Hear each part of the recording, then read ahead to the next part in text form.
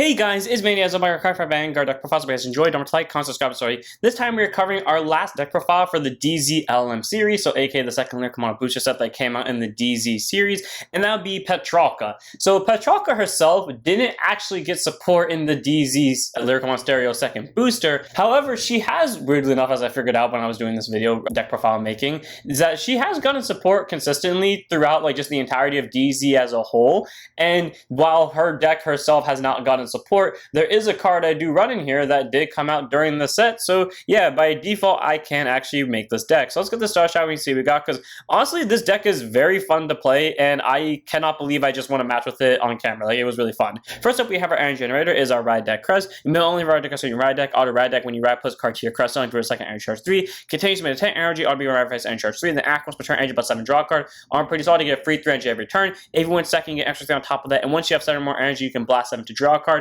It's a very good card to have in the deck. This card does actually have a handful of cards that do take up energy, so you don't necessarily need to use the energy blast 7 all the time, but if you ever do have the excess energy lying around, you can afford to use the draw skill. Then we have our starter, Necessis Mion, Grade Zero Boost 5k, Shield 6k base, auto and of second draw card, standard starter, and just for draw if you go second. You could make Mion any starter you want. None of the other cards Mion. I just chose to make it Mion because, well, you'll see with the rest of the ride line. Moving on to our overtrigger, we have Fantastic Nail Katrina, Grade Zero Boost, 50k shield, 5k power, overtrigger in your deck, and vote as a trigger, move that card, draw a card, choose one of these, get plus something for the turn. If you voted during your jet check, activate the additional event which you, the player, get during this fight, you get during your turn, or your rear guards get 10,000 power. All on very powerful overtrigger, because whether you sack this offensively or defensively, you get a million and you also get a draw as well. But on top of that, if you sack it offensively, well, your rear guard columns get plus 20k total, and your back row center gets a grand total of 10k, so you're pumping out numbers to your opponent with a deck that I am very surprised can pump out rear guards very consistently. Like, yes, you could make this vulnerable for a consistent multi-attack, I can see that. Is Forio for recycling and crit pressure, which is really helpful in this deck, or Nyx Forio for, again, multi-attacking but also recovering damage. But considering how consistent this deck pumped out rear guards, mind you, against Gandiva, a deck that is known for marking off rear guards relatively easily in its first run, by the way, yeah, I feel like Katrina is very appropriate here. And then we have our normal triggers. So I'm not going to say the copies because they're all at once, so I'm going to just blast through all of them. The winner, Eleanor, a draw trigger. Then we have Transparent Snowy Knight Beartor, another draw trigger, specifically a Grade Zero Boost, 4k power, 5k shield draw trigger, who gains 5,000 extra shield when your Vanguard's at Grade 3 or greater. We have Glamorous Behavior, Sharonita, then a front trigger. Then we have another front trigger, Snowskip Palvi, Grade Zero Boost, 50k shield, 4k power, contains Guard Circle, opponent's Vanguard's at Grade 3 or 5,000 shield. So we have 2 fronts, 2 draws, one of which is the effect for both of them, the other 2 are vanillas. Then we have a total of 7 crit. We have 7 crit. We have 1 Surreal Voice Garbatia, Cheerful Sunshine Wallace, Shocking Candy Oris, Glutton Nora, Original Style El Shuka, we have Acestus Misa, and we have Precious Tune Edwidge. I think that was 7? Yeah, 7 crits. So Edwidge is a Grade Zero Boost, Vindicate Shield, 4k power, auto rear guard, that she boosts you, shuffle the soul to you can give 2k for the turn. This deck does not have a soul problem. You don't really need to run Edwidge. I chose to run Edwidge because of the time of building it. I thought I would run into a soul problem. You technically can, but you most likely won't. So no real need to worry about running Edwidge. And then we have 4 heals, 1 Acestus Konami, 1 Soft Light Piro, 1 Languid Relaxation Margaret, and 1 Peaceful Garden Anika. You can make all of these triggers literally whatever you want. The only rare ones I require you to run is Palvi and Beartoy for, you know, extra shield value. But everyone else you can run as any trigger you want. But I do recommend having them all at once, because for Peltra's skill to go off consistently, you need to hit different card names regardless if they're normal units or not. So yeah, that's why we run 16 different triggers. Moving on to our grade 1s. 4 PGs, all of which are of course different cards as per usual. The Refreshing Calm Christine, Unwelcoming and Private Dizio, Soapy Splash Ravinia, and Musical Committee Nicoline. They're all grade 1s with boost, 0 shield, and 6k base, and with the 2 skills, first being Continuous Sentinel, you can only have up to 4 sentinels in deck, and also put on Guard Circle, choose over units, and it cannot be devoured, and if hands from a card, you discard from hand, discard it. Standard PG, nothing special about any of them. Basically, that means if this and only one of the cards in your hand put on Guard Circle, you don't have to discard good, because that means super aggressive in the early game. Basically, spam every single grade 1 you want out of the wazoo, and then when your opponent does eventually counterattack you, throw down any of these 4 beauties, give them the middle finger, and you're good to go. You can make these guys any of the Lyrical Monasterio PGs. They all have the exact same skills, these 4. I just chose to make it these 4 specifically because I think when I first built Peltra, these are my favorite of the Lyrical Monasterio PGs that were available at the time, mind you, so I chose to run them. If I really cared enough, I probably would have made one of these Warmia I would have made one of them the Ghost PG. I definitely would have kept Christine, and I may have kept Nicolene as well. Who knows? Moving on to our other grade ones, and again, I will not specify any further otherwise that every card, unless stated otherwise, at 2 copies, because that is how we keep Peltra's consistency. So we have Monasterio Veta, Grade 1 boost, 5k shield, AK base. Friend, continues rearguard circle. If you have another same column master, they both become friends. And then continues rearguard. If you have another friend in the column master, she gets 2k. Basically, if you have something in the same column master, she's a 10k base. Not a bad grade 1. She's good just for overall generic power. And like Lyrical Monasterio as a whole has like a lot of generic cards that could work. And I was half tempted to make this Yuika. Again, the deck doesn't have a solo problem, so I may make this Yuika, but that 10k actually did really come in helpful in that match against Gandiva, so yeah. And then we have Munching Girl Seiya.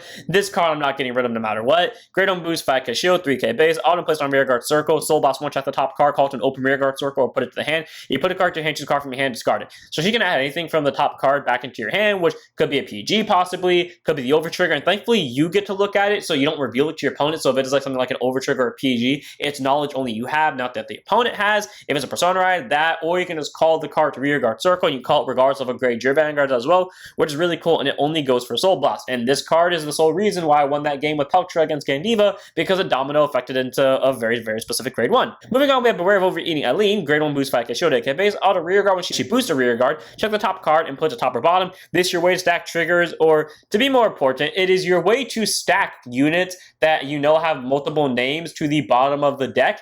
That way you can increase your chance of pulling off Peltra's ability more often. Then we have Appearance Check Chirini, grade 1 boost, 5k shield, AK base. When I put her in here, it was more just on the lines of, she's a card that supports Peltra. She's not going to be that useful. She's the reason I won, combined with Seiya, because if it wasn't for this card, this deck would not have been able to put as much pressure on Gandiva consistently as it did, and it would not have been able to win by barely. So Tyranny is the reason why this deck wins. So anyways, grade 1 boost, 5k shield, AK base, auto drop zone. When your grade 3 grade of Vanguard Peltra and his card name is placed during any point during the game, mind you. So your ride phase, your opponent's ride phase, your battle phase, your opponent's battle phase, energy blast 3, call her to back row rearguard circle. The only downside is she has to call herself to the back row, so you can't ride Peltra during the battle phase and superior call her during the battle phase to get extra attacks.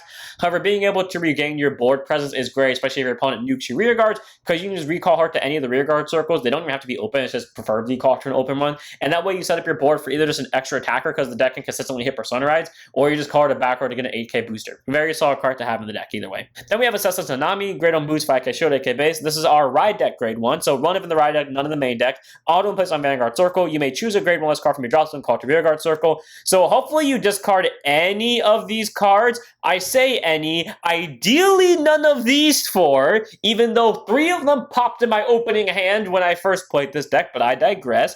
But any grade 1 or less you discard, you automatically call to rearguard circle, and as long as it lives through your opponent's next turn, you can bounce it back to your hand thanks to your ride deck grade 2. The other ability is auto when she puts on rearguard circle, will give her 2k for the turn, but there's no way to call her out from drop zone or call her out from soul, so take that as you will.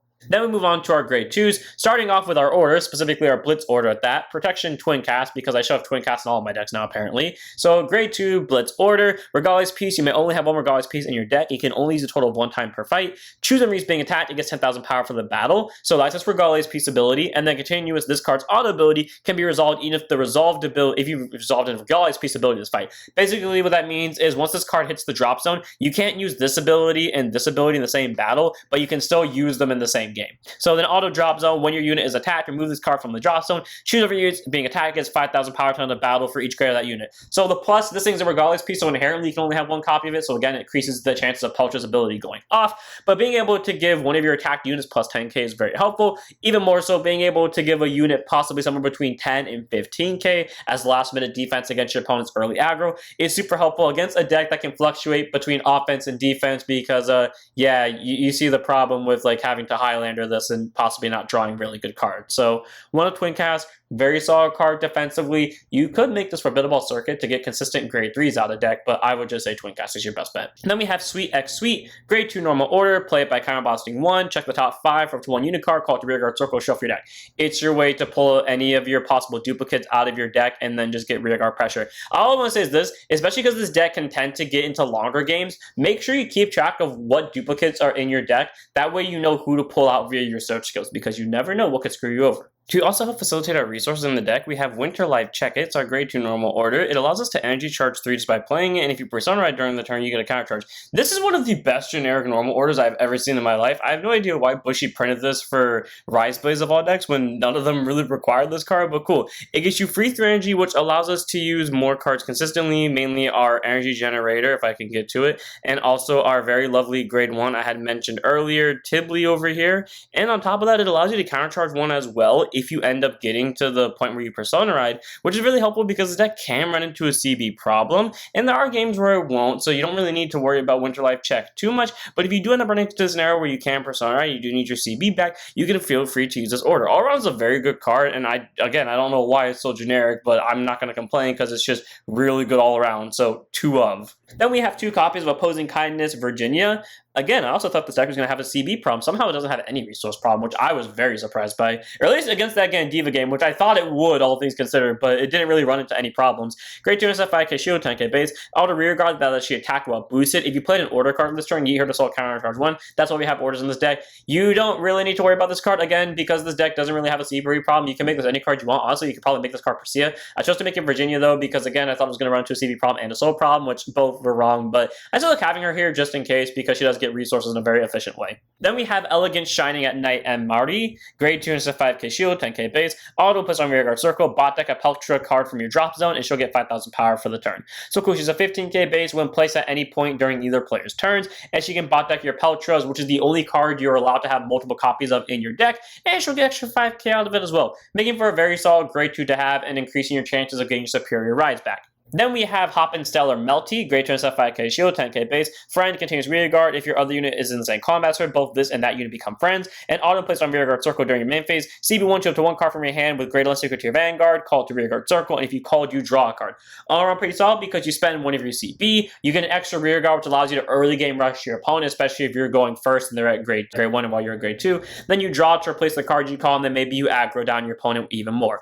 All around Melty, very solid grade 2 just for early game rush. You can even use it in the late game too to try to refill your hand after your opponent has hard aggroed you, because as long as you call anything, you can call it anywhere and you'll still get the draw for it. So very solid grade 2 to have in the deck as like a backup support card. Then we have New Challenge Della Safario, grade 2 5k shield, 10k base. Auto place on rear guard circle. If your vanguard's a grade 3 grade Petralka, Energy Blast 3 reveals the top 7 cards of your deck. If all the revealed cards have different card names outside of Relation Weaver Peltrica, choose up to 1 grade 3 as unit card from among them, call it to rear guard circle, and then choose up to 1 order card from among them, put it to hand shuffle your deck. Very solid because for 3 energy, which you get every single turn, and the only energy units are Delfaso and Tyranny over here, you can end up spending it to check the top 7 and get a rear guard while also getting an order to your hand, which, as I talked about with my first LA deck profile, is really cool, being able to add 2 different cards to your hand at one time, double deck thinning, and also getting rid of multiple cards with different card names possibly. So 2 of Delsafolio, very solid grade 2 to have in the deck for support, and if I could afford to run out more copies, I would. Then we have Assassin's Kiora, grade 2 5k shield, 10k base.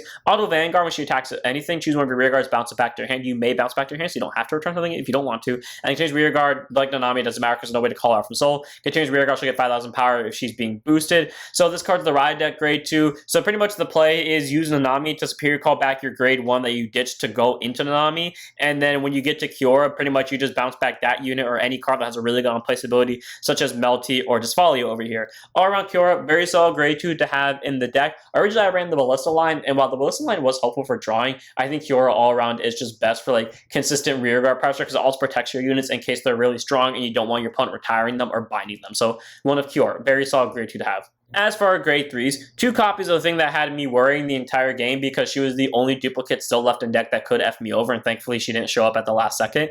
Grazing Tales of Many Meetings Novella, grade 3 to 13k base. Auto rear guard, at the end of your turn, if your vanguard has Peltra in the card name, put her to soul, choose up to 2 Relation Weaver Peltra from your soul or drop zone, put a card from them to the bottom, and then put the rest into your hand. This is really great because that can recycle your Persona rides / your superior rides back into your deck, while also adding a Persona ride back into your hand, making Novella a very solid grade 3 overall. And if you have access to her in the early game, that's just good resource management right there. Then we have 4 copies of The Reason I Was Able to Win, and this card's an amazing promo, and I'm so glad she was in English so I could build this deck because this was the only reason the deck got built in the first place. Dearest Affinity Lysette. Grade 3, Twin Drive, Persona at 13k base, continuous deck, she becomes Relation Weaver Petralka. Basically, she counts as Petralka for all those search skills, meaning she can bypass Delphiso's different name requirements. Then Auto Vanguard, at the end of your turn, choose a Relation Weaver Petralka from your soul and ride it as rest. So basically, because she counts as Petralka in deck, you can superior ride her via Petralka skill, and then you can re-ride Petralka from the soul at the end of the turn, so that way you can still Persona ride. And then continuous rear guard during your turn. If your Vanguard has Petralka in the card name, she'll get 5,000 power, making her 18k based on rear guard. Honestly, very solid grade 3 support card. She counts as Petralka in deck, so that way you can have more multiple copies of units with the same name that can also access a superior ride. She allows you to re-ride at the end of the turn, so that way you have access to your Persona and your superior ride skill again. If you do end up having to call her to rear guard circle, you can make her an 18k. Very solid grade 3 all around. The only way she could have been better is if she also had the ability to count as Petralka when riding on top of her, that way allowing you to trigger Persona from him. But all around, she's a very good grade 3 for what she is inherently, so very solid form. Like, this is an awesome card and it helps the deck out a lot. And our last card in the deck is 3 of the main deck, 1 of the red deck, of Relation Weaver Petralka. Grade 3, Twin Drive, Persona 13k base, a singular skill, Auto Vanguard. At the end of battle, this you attack a Vanguard. CB1, reveal the top 7 cards of your deck. If all the reveal cards other than Relation Weaver Petralka have different card names, choose up to one of the reveal cards, call to rear guard circle, and it gets 10,000 power for the turn. However, if you chose Relation Weaver Petralka instead, you can ride it instead of calling it, and it'll lose 1 drive for the turn, and then you shuffle your deck. So again, you can either superior ride herself, or you can superior ride Lisette, give it 10k, and if you roll Lisette at the end of the turn, you ride back Petralka as rest. All around, very solid grade 3. Irregardless, as long as her skill procs off, aka you don't hit cards of the same name, which odds are you won't, you'll be able to get a 4th attack every single turn. And you know, if you combo with very specific moves, like maybe Maya all the way down here, or Sia down here, then maybe you can get extra attacks as well. But either way, being able to get very solid extra attacks and get extra numbers those as well. And typically you can loop Petralka several times in a row, because as long as you keep checking them in the top 7, specifically this one, you can keep doing the superior ride. I just chose not to during that game because, well, it was smarter not to use the superior ride skill over and over and over again the same turn. So it's a very solid grade 3 to have. I really hope she gets adjust up soon, and I'd be fine with it if it was a promo, as long as it's a good promo, because honestly, this card's really fun to play in the times that I do actually play Petralka. And without further ado, that's it for this one. I hope all of you guys enjoy. This was a very fun deck to build for the DZLM set 2. I did not originally expect to build Petralka, and then as of today, Sunday, November 23rd, 4/17, technically it was at like 6:30 a.m., I started thinking about like different decks I could do for maybe another one, because I already knew I was going to do the last 3 I did, but I didn't think about doing Petralka until this morning, and I was like, okay, you know what, if I can think of a good build for it, I will. And I thought of an okay build for it, did a thumbnail on it, released the thumbnails I'm going to do for this week, and I'm kind of glad I got to do this, and I'm glad I got to test this deck out at the same time. All around, it's a very fun deck. I think it's a great one to end this set on. So without further ado, I'm going to test one here. I hope all of you guys enjoyed, not just this deck profile, but all the deck profiles for the DZLM set 2. I hope you guys found something that you really like and maybe want to pick up once the cards come in English or even in Japanese if you are a Japanese player. And I'm going to end this one here. I hope all of you guys enjoy. Don't forget to like, comment, subscribe, join the Discord, follow Twitch, and I'll see you all in the next one. Don't mess up your Vanguards.